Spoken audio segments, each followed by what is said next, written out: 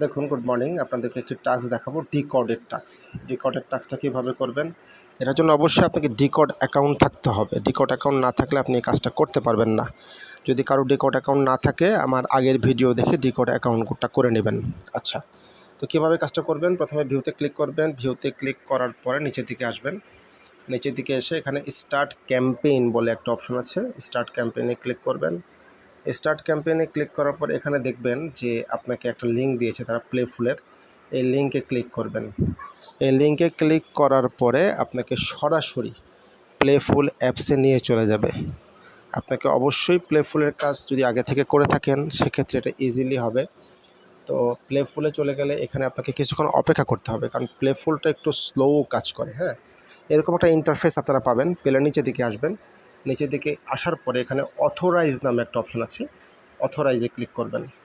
অথরাইজে click করার পরে আপনার এই যে আপনি ডিকোডের কাজটা করতে যাচ্ছেন সেটা আপনি কি করলেন, তাকে অথরাইজ করে দিলেন, অর্থাৎ আপনি এই কাজটা করার জন্য সম্মত, এটা আপনি তাকে বলে দিলেন।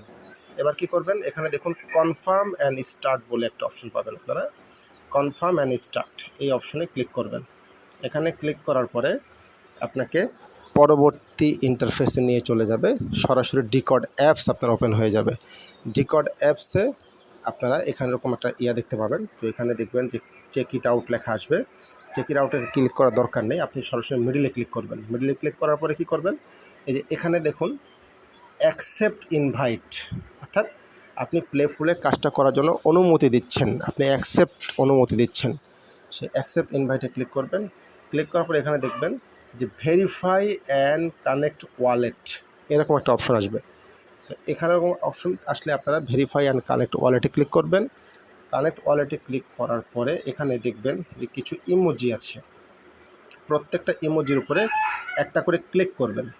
এখানে দেখুন ইমোজি আছে, যে এখানে একটা ইমোজি, এটা একটা ইমোজি, এটা একটা ইমোজি, এটা একটা ইমোজি, এটা একটা ইমোজি, এটা একটা ইমোজি, এটা একটা ইমোজি, এটা একটা ইমোজি, এটা একটা ইমোজি। তার মানে কী করব, প্রত্যেকটা ইমোজির উপরে আমি একবার করে ক্লিক করব, একটা করে টোকা দেব। টোকা দিলে আমার কাজটা করার জন্য সাকসেসফুল হবে। এরকম টোকা দেওয়ার পর আমাকে বলছে ভেরিফাই ফোন। এখন আমি কী করব, এই যে ভেরিফাইতে ক্লিক করব এখানে, কারণ আমি ফোন নাম্বার দিয়ে কিন্তু ভেরিফাই এখনও করিনি, মেল দিয়ে ভেরিফাই করেছিলাম, যার কারণে আমাকে ভেরিফাই করতে বলছে। ভেরিফাইতে ক্লিক করলাম। এখন এখানে আমার ফোন নাম্বারটা আমি লিখে দিব, আমার যে মোবাইল নাম্বারটা আছে রানিং সেই মোবাইল নাম্বারটা আমি দিব, কারণ এই নাম্বারে একটা কোড যাবে। ঠিক আছে,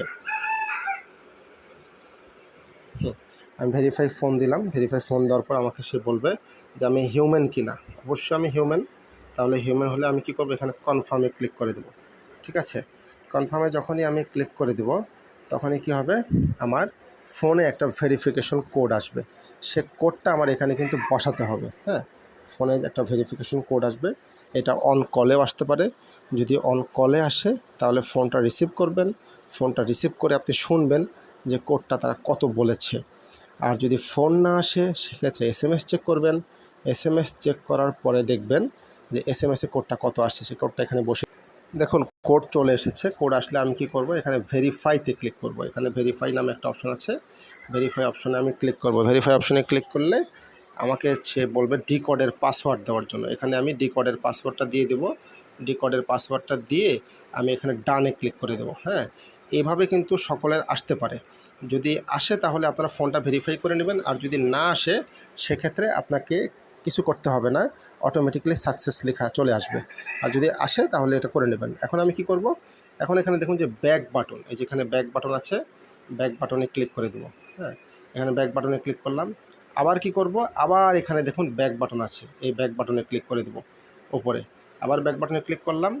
আবার এখানে দেখবেন যে ক্রস নামে একটা অপশন আছে, ক্রস, পরের দিকে দেখবেন যে ক্রস নামে একটা অপশন আছে, এই ক্রস বাটনে ক্লিক করে দেবেন। ক্লিক করলে এখানে দেখবেন যে আপনার ফোন নাম্বারটাও কিন্তু ভেরিফাই হয়ে গেল, আপনার জিমেলটাও কিন্তু ভেরিফাই হয়ে গেল। এরকম রাইট চিহ্ন আসতে হবে। রাইট চিহ্ন আসলে বুঝবেন আপনার ফোনও ভেরিফাই হয়ে গেছে, আপনার জিমেলও ভেরিফাই হয়ে গেছে। সেক্ষেত্রে কী করবেন, এখানে সবার উপরে দেখবেন ক্রস বাটন লেখা আছে, যে ক্রস, এই ক্রস বাটনে ক্লিক করবেন। ক্রস বাটনে ক্লিক করলে আপনার কাজটা স্বয়ংসম্পূর্ণভাবে কমপ্লিট হয়ে যাবে। সেক্ষেত্রে কী করবেন, এখানে একটা স্ক্রিনশট নিয়ে নেবেন। এই যে একটা স্ক্রিনশট নিলেন, স্ক্রিনশট নেওয়া হয়ে গেল। এবার আপনি কি করবেন, এই যে ব্যাকে ক্লিক করবেন।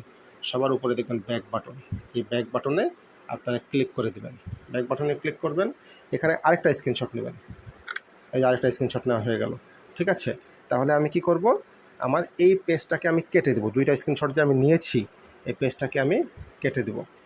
এই পেজটাকে যে এটা আমাকে কেটে দিতে হবে, এই পেজটাকে আমি কেটে দেবো সম্পূর্ণ।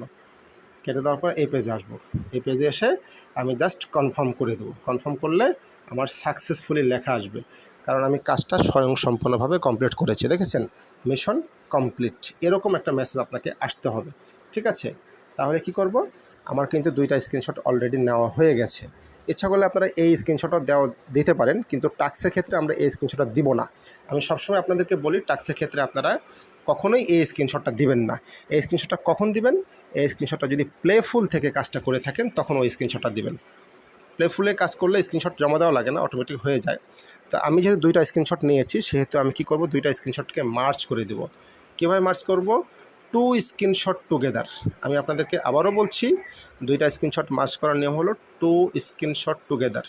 এভাবে আমরা গুগলে লিখব, গুগলে লিখে স্ক্রিনশটটা মার্চ করব, মার্চ করে আমরা এটা জমা দিয়ে দেব। তো আশা করি সকলে বুঝতে পেরেছেন। এভাবে আমরা কাজগুলো করে নেব। প্লেফুলের কাজ যখন যদি টাস্কের মধ্যে থাকে, সেক্ষেত্রে আমরা কি করব, সাকসেস স্ক্রিনশটটা জমা দিব না। আমরা যেটা স্ক্রিনশট জমা দিব সেটা হলো আমরা যে কাজটা করব সেই স্ক্রিনশটটা জমা দিব। ব্রাউজে গেলাম, ব্রাউজে গিয়ে আমি ব্রাউজ ইমেজে গেলাম, ব্রাউজ ইমেজে গিয়ে আমি যে দুইটা স্ক্রিনশট নিয়েছি, দুইটা স্ক্রিনশট জমা দিলাম এবং টেক্সট প্রুফে আমি আমার জিমেল জমা দিলাম, ঠিক আছে। তাহলে এভাবে আপনারা কাজটা স্বয়ংসম্পূর্ণভাবে করে নিতে পারবেন। ধন্যবাদ সবাইকে।